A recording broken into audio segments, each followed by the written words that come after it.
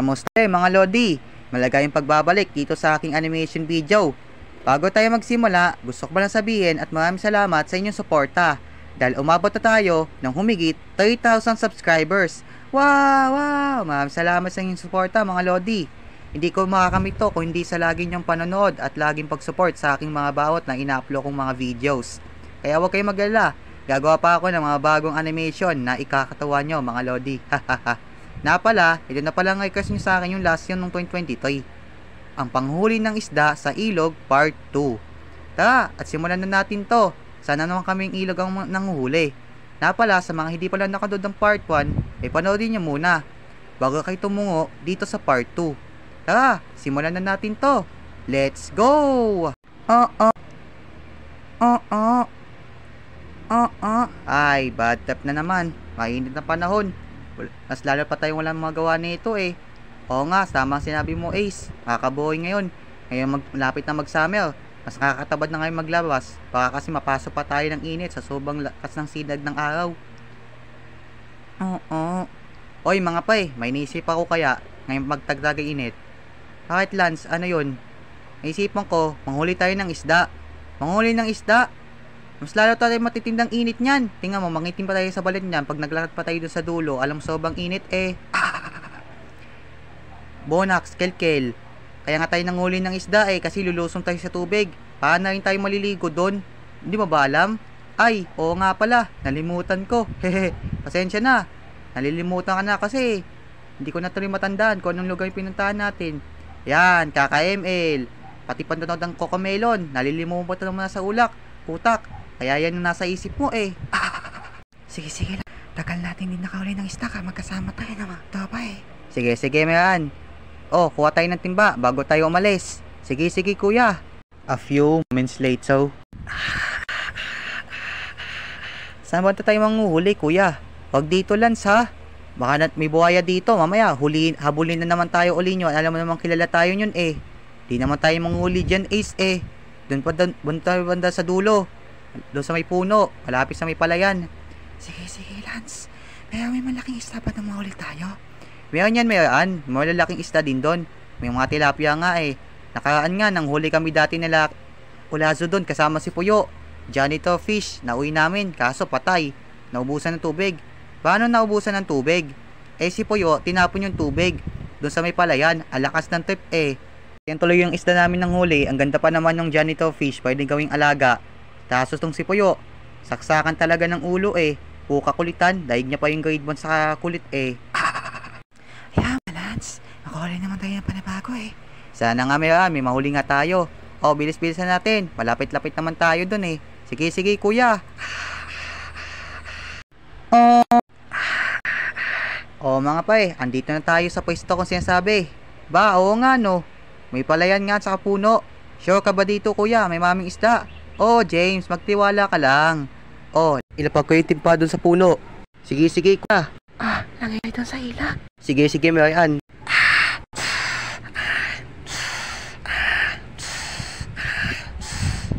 Lagay ko muna dito ang timba dito sa may puno.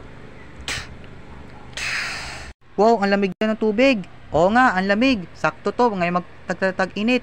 O, diba, sabi ko sa inyo eh, malamig ang tubig ngayon dito. Pag mainit ang panahon, eto, mas titindi ang lamig. O, ano, hanap na tayo ng isda. Suyuin natin yung ilog dito. Sige. O, tara na, hanap na.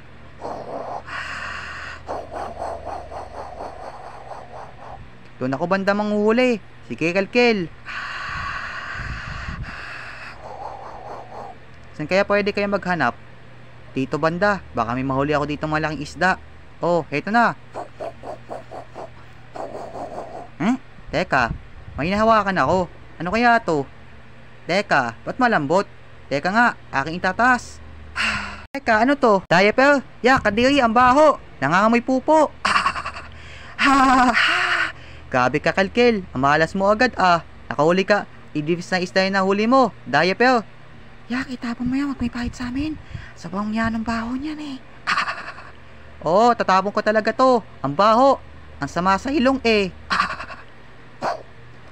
Pambiya mga tao yan. Kung saan kasi nagtatapon. Ayan tuloy. May mga nanguhuli. Basura tuloy ang nahuhugot. Ganyan talaga, Kalkel. Marami na talagang tao ngayon nagtatapon ng basura. Di naman natin mapipilit yung mga yun eh. Basta tapon lang, tatapon lang nila kung saan saan. Wala naman silang pakialam eh kung sa basura nila itapon. Sa bagay, tama ka sinabi mo, Lance. Oh, hanap lang tayo. Teka, may nakapako. Talaga, Mayan? Oh, ito oh, gumagalaw. Sige, Mayan, taas mo. Wow, isda. Wow, sana all. Tilapia. Hahaha. Ilagay ka muna na sa timba. Sige, Mayan. Ilamang tubig naman yan eh. Okay, sige. Dito ko muna ilalagay, ha? Diyan ka muna, ha? Huwag kang alis. Oh, balik pa ako dyan. Sana all, Mayan. Nakahuli ka agad ng isda. Sana makahuli din ako. Huwag tiwala ka na, Lance. Makahuli ka ng isda. Baka malaki-laki pa yan sa akin, eh. Sana nga. Haha. Uy, teka, may nakapako. Talaga, Lance? Oo, ito oh. Wow, ano to? Janito fish. Sana all, nakahuli ako. Wow, kuya, nakahuli ka ulit ng Janito fish, kagaya nung nakaraan. O, diba, sabi ko sa inyo eh. Kuha ko ng lumot. Yan, okay na to. Ba't may lumot? Eh, yun kasi ang kinakain kasi ng Janito fish. Lumot yung kinakain.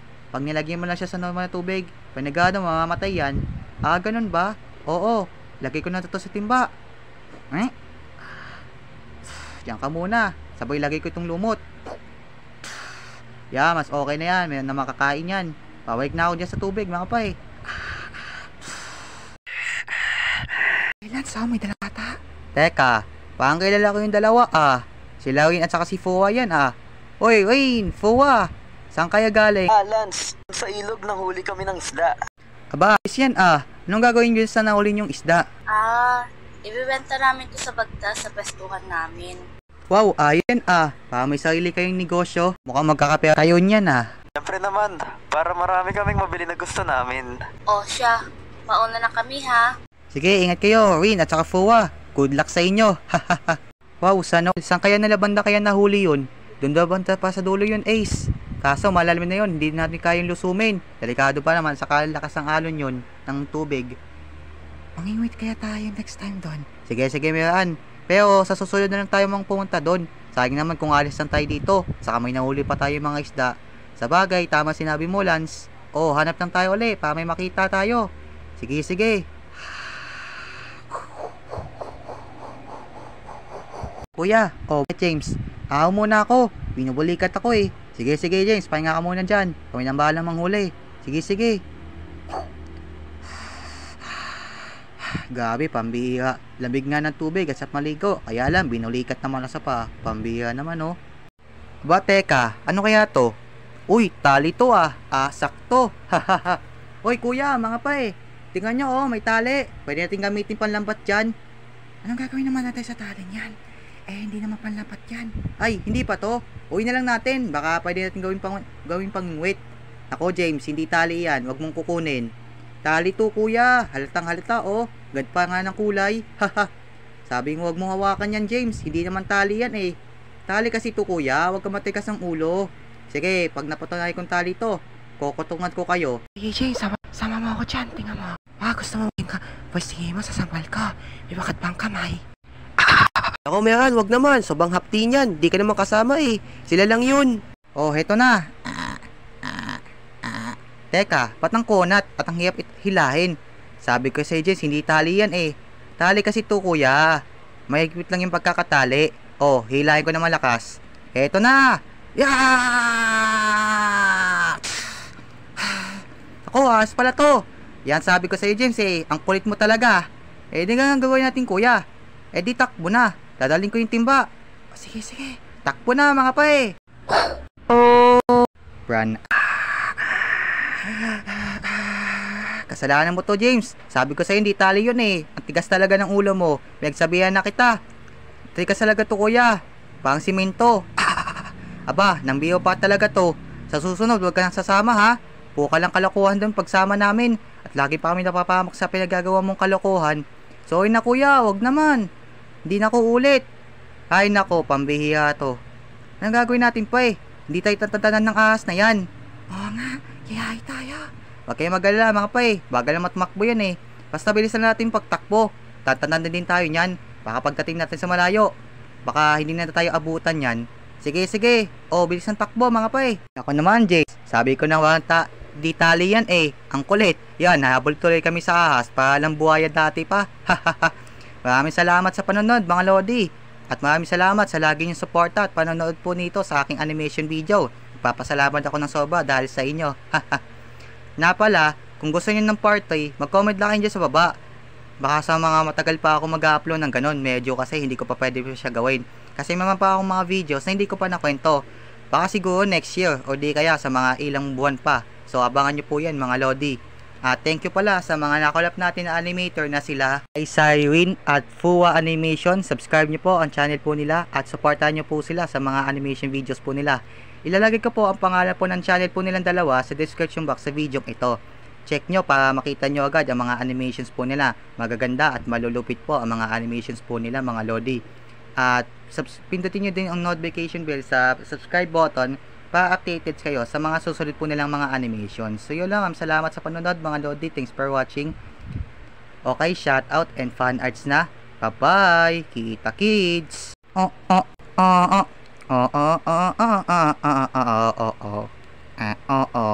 Ing